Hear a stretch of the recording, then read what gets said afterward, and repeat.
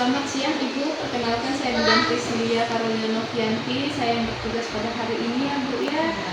Baik Ibu, ada yang bisa saya bantu Ibu?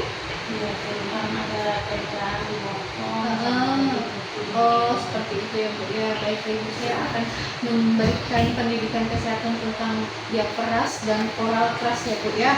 Jadi berkaitan dengan keluhan Ibu tadi, ini akan memakan waktu 5-10 menit. Apakah Ibu bersedia? Terima kasih Ibu untuk kesempatannya. Saya cuci tangan terlebih dahulu.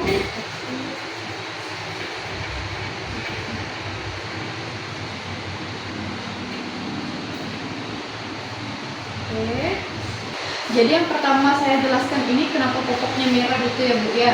Kenapa bokongnya merah itu ya Bu ya. Jadi itu adalah diapras namanya Bu. Diapras itu ruam yang disebabkan oleh popok.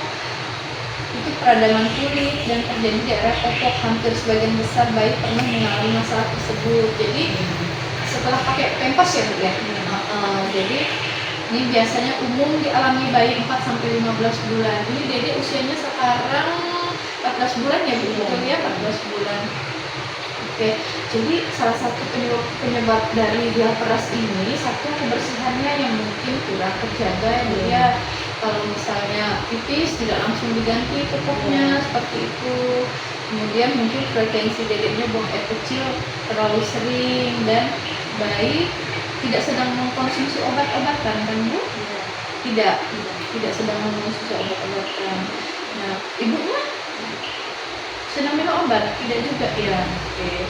Jadi kemungkinannya berarti memang dari mohon maaf mungkin kebersihannya kurang dijaga ya. Jadi memang si dedeknya tuh sering buang air kecil kan. Kemudian kalau dia operasi yang kemerahan pada area kulit yang terkena popok, biasanya di daerah bokong, mohon maaf, genitalia, kelamin, sama selangkangan Ibu ya. Oke, jadi apa sih yang harus kita lakukan, Ibu lakukan kalau misalnya ada kejadian seperti ini? Yang pertama itu harus sering mengganti popok Bu. Jadi tidak boleh basah, harus begitu dia buang air kecil, Ibu harus segera menggantinya ya. Terus Ibu tidak boleh pakai tisu basah ya Bu ya. Oke, karena tisu basah ini dapat mengakibatkan atau menambah iritasi.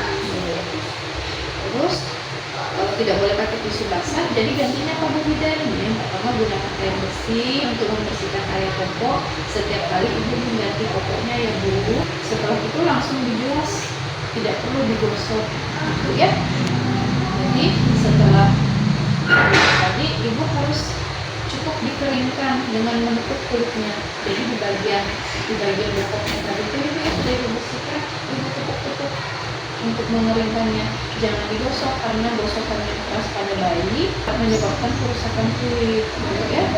Hindari penggunaan popoknya jangan terlalu kencang. Jadi kalau misalnya ukuran pampersnya boleh dinaikin 1 size ya Bu ya. Kalau misalnya biasanya pakai M, boleh pakai yang L, jadi tidak terlalu sesak.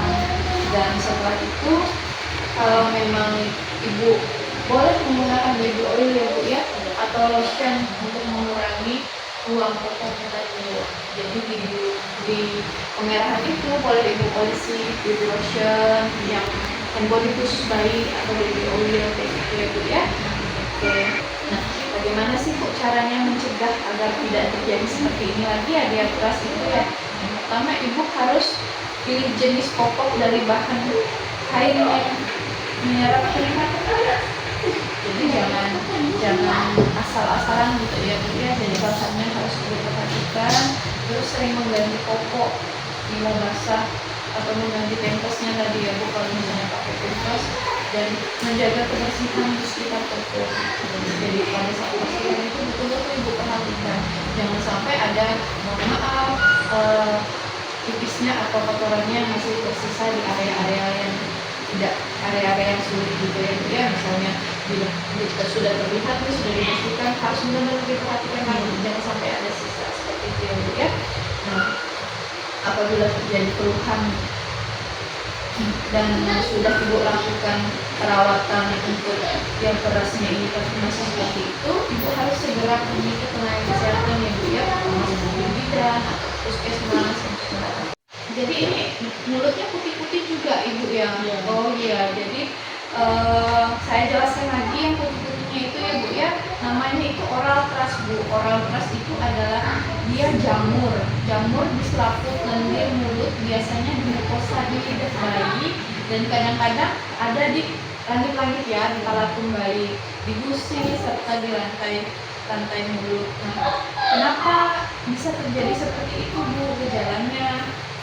Nah, contoh gejalanya itu dia kayak putih-putih di dalam mulut, seperti bekas susu tapi sulit dihilangkan. Jadi seperti yang keadaan dedek pada saat ini ya bu ya. Terus, nah kalau sudah ada putih-putih itu, biasanya dedek menolak untuk menyusui. Nah, kemudian mukosanya di dalam mulutnya ini mengelupas. Ya, jadi banyak lesi atau luka-luka pada selaput lendir mulut sampai bibirnya memutih menyerupai bukan susu, seperti itu ya bu ya. Dia melekat, bila dihilangkan kemudian berdarah. Nah, jadi dia putih, kalau misalnya kita hilangkan dia berdarah seperti itu. Nah, kalau dia sudah kronis, maka akan terjadi lesi benjolan kecil. Nah, menyerang bayi sampai ke anak-anak. Nah, kalau misalnya dia sudah kronis ya bu ya, dia bisa sampai muncul lesi benjolan yang kecil. Oke. Nah, jadi gejala yang muncul adalah biasanya dedek menjadi demamnya demam tinggi. Kalau diukur menggunakan termometer biasanya sekitar 40, tulisannya ini 40 di monitor ini. Kemudian dedeknya sudah tidak mau makan dan minum, biasanya dimuntahkan, tidak mau minum susu botol, bahkan ASI, dan dedeknya berisik terus seperti itu ya. Jadi karena mulutnya ini tidak nyaman, dedek tuh jadi mengeluarkan air liur yang terus-terusan dan lebih banyak dari biasanya. Secara fisikis, dedek akan menjadi lebih bawel seperti itu. Jadi apa sih upaya yang harus kita lakukan kalau misalnya ada gejala-gejala yang saya sebutkan tadi? Yang pertama,